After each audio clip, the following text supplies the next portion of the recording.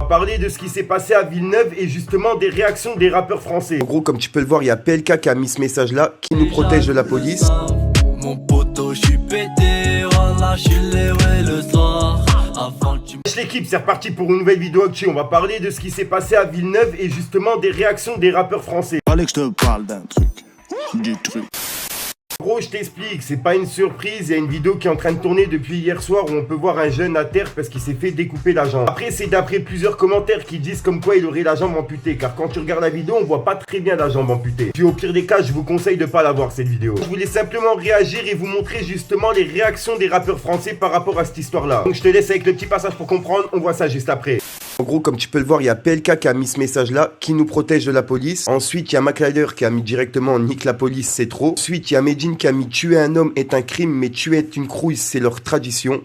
Et comme tu peux le voir, Ginor, il a aussi mis un message. Grâce au réseau, les gens prennent enfin conscience. La triste réalité, c'est qu'il n'y a rien de nouveau dans tout ça. Ça dure depuis longtemps. Faut que ça cesse. Grosse force au ref et à sa famille. Ensuite, il y a Dossé qui a mis une vidéo et il a mis juste ce message-là. En fait, mais c'est sérieux là, toutes ces bavures qui s'enchaînent. Regardez la vidéo qu'il a mis. Au school ou quoi? Désolé pour la barbe un peu dégueulasse, hein, c'est le confinement, vous connaissez. Bref, j'ai pas l'habitude de trop m'exprimer sur les keufs ou d'insulter les flics gratuitement, parce que je pars du principe que la situation elle est compliquée pour tout le monde. Ils font un boulot difficile et la situation des jeunes de quartier elle est difficile aussi. Donc il s'agit pas de jeter l'opprobre sur qui que ce soit, mais vraiment là il se passe des dingueries qui sont inadmissibles et qui peuvent plus durer. Les bavures c'est une folie. Entre le jeune du 9-1 il y a quelques semaines qui se faisait marbrer dans son gratuitement par une patrouille. Ils sont en train de le marbrer, on entend crier à des centaines de mètres à la ronde. Là maintenant à Villeneuve-la-Garenne. Voilà, un petit qui voilà, coupage de jambes parce qu'il passait en bécane et le flic a ouvert la portière exprès au moment où il passait pour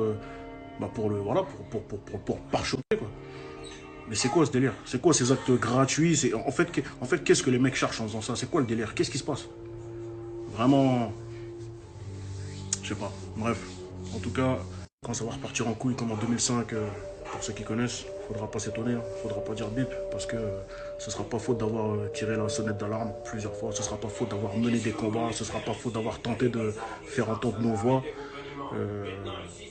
Mais vraiment, voilà, il y a des trucs qui peuvent plus durer. Ça va, la tension est déjà à son comble, ça risque de partir en couille sale. C'est pas ce que je souhaite du tout, mais vraiment, ça devient plus possible. C'est n'importe quoi. Donc, en tout cas, petit message de force aux jeunes qui ont perdu sa jambe. Petit message de force à toutes les personnes, de toute façon, qui ont été victimes de bavures policières. Grande pensée à ceux qui y sont passés, malheureusement. Et puis, grosse force aux familles de toutes les victimes de bavures policières. Ah là là l'équipe, après c'est assez complexe comme histoire, j'ai entendu qu'il était en moto. Normalement la police elle a interdiction justement de faire des courses poursuites avec les motos, pour justement éviter ce genre de situation. Là d'après plusieurs témoins, la police elle l'aurait coursé et elle lui aurait mis un coup de portière et c'est à cause de ça qu'il serait tombé. Et là sa jambe elle a tapé contre le poteau. Franchement moi qui ai vu la vidéo, quand j'ai regardé l'état du poteau, le choc il devait être vraiment violent. Bref l'équipe, sur le coup faut pas mettre tous les policiers dans le même sac. Il faut pas commencer à dire tous les policiers etc, ils sont pas tous comme ça non plus. Moi-même je suis témoin, j'ai vu des policiers aider des personnes âgées dans mon quartier. Donc c'est pour ça, on peut pas mettre tout le monde dans le même sac. Mais là, l'équipe qui a fait ça, il faut qu'ils payent. J'espère vraiment que justice sera faite pour eux. Bref l'équipe, je tenais vraiment à tourner ma vidéo le plus vite possible. N'hésite pas à me dire ce que t'en penses dans les commentaires et à mettre un petit pouce bleu pour soutien. Et ce soir, je vous publie la deuxième partie justement sur les histoires vraies qui font flipper. Bref, j'arrête de vous rendre fou. Peace les gang. Fallait que je te parle d'un truc.